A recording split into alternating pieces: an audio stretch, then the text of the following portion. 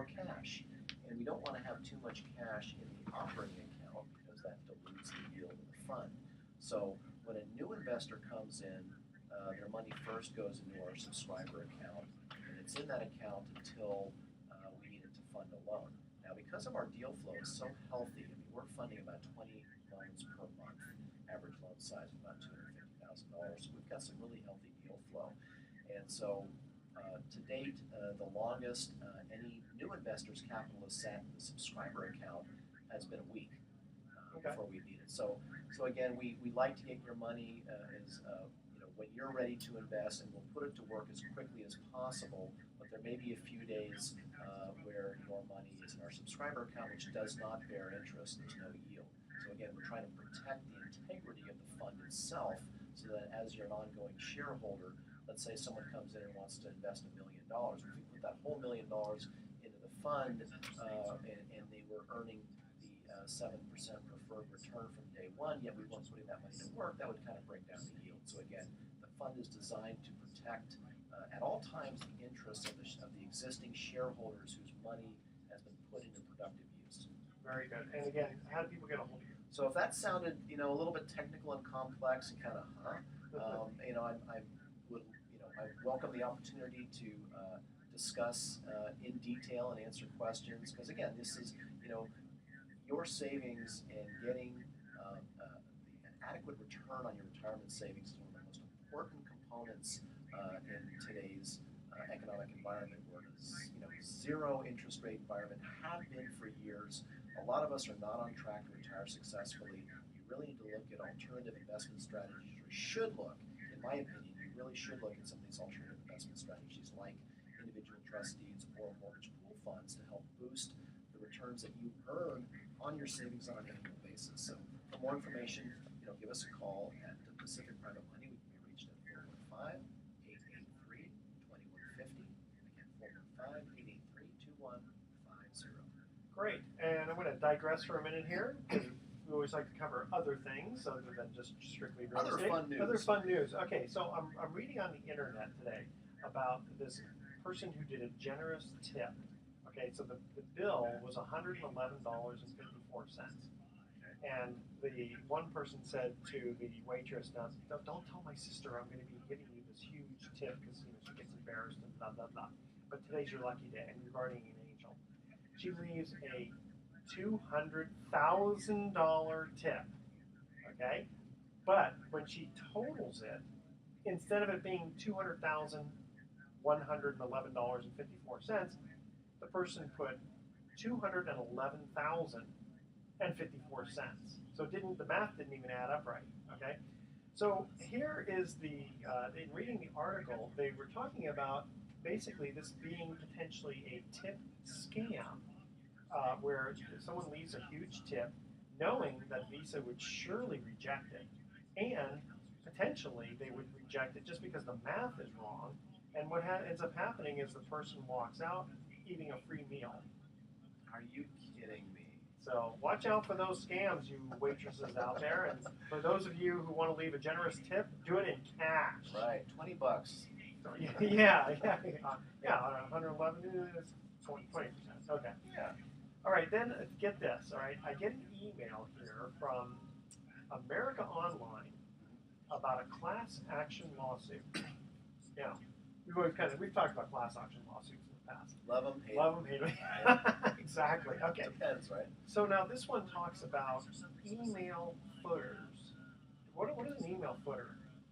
It's like an email signature, or is it the stuff below your signature, the disclaimer? I think it's the stuff below. This email was intended for the intended audience, and the unintended audience shouldn't read it or delete it. Or maybe there was some kind of little advertising thing that popped up. So someone decided, oh my gosh, we have to sue based on that.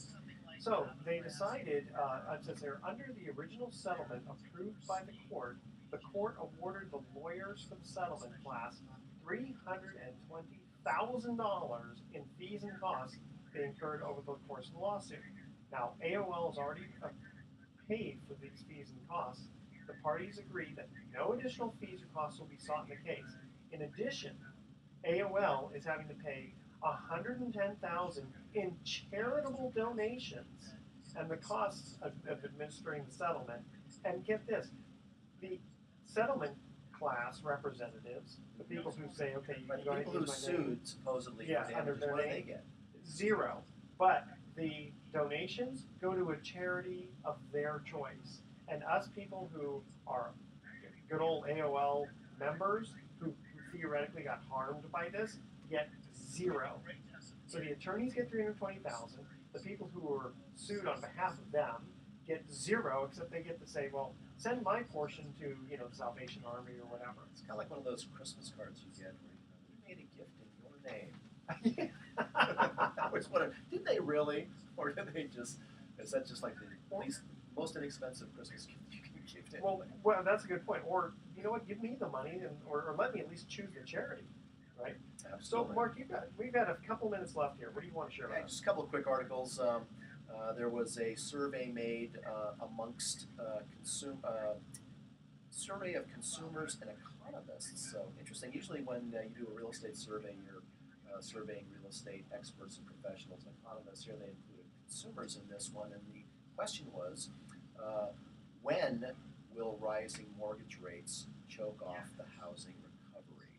So Okay. the goal was to basically find out what was the average interest rate that Would make a consumers and difference. experts were saying would make a difference to and would essentially stall the so-called housing recovery. I'll say so-called because some people still don't believe it, but I would tend to agree that we've been in a housing recovery for at least a year, maybe 2.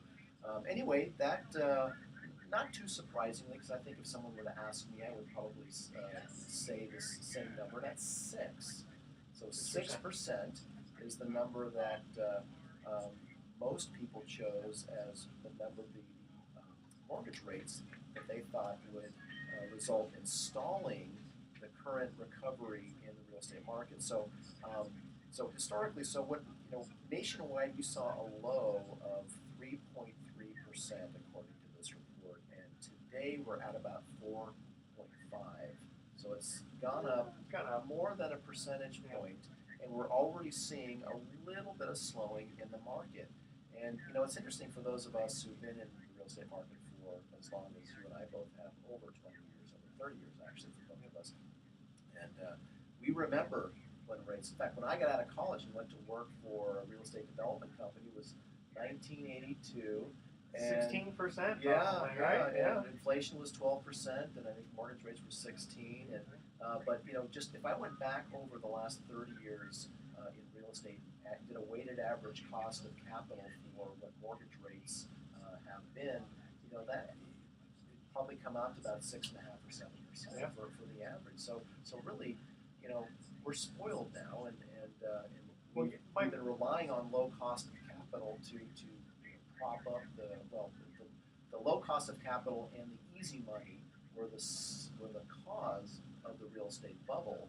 Yeah. But post bubble, we've had super low interest rates to try to stave off a depression. Well, my parents bought their house in 1968. The interest rate was 6.5%. I remember that. Yeah, so it's interesting that a rate that historically would have been considered a good rate, 6%, is now looked at as the rate that's going to potentially choke the real estate recovery. Like you said, people are spoiled. That's right. Okay.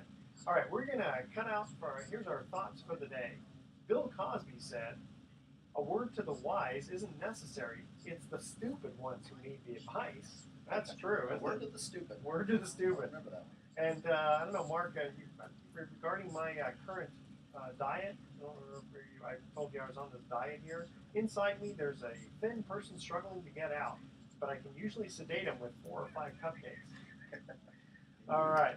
Now, Mark, one more time, how do people get a hold of you if they want 8+% relatively secure? For more information on how to participate in mortgage-secured investment opportunities, call Pacific Private Money at 415-883-2150. That's 415-883-2150. Call over the weekend and leave a message. We'll get back to you next week.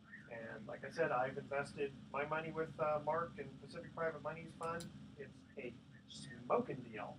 Tune in next week to the best of investing, where it's actually kind of boring. I'm not going to earn 25% You of my Jim money. Carrey now? Yeah, yes. Okay. Tune in next week to the best of investing. We're going to be giving away 9 more free vacations for answering trivia questions. Thanks for listening. On behalf of our team, I'm Edward Brown. We're wishing you the best of investing. So long.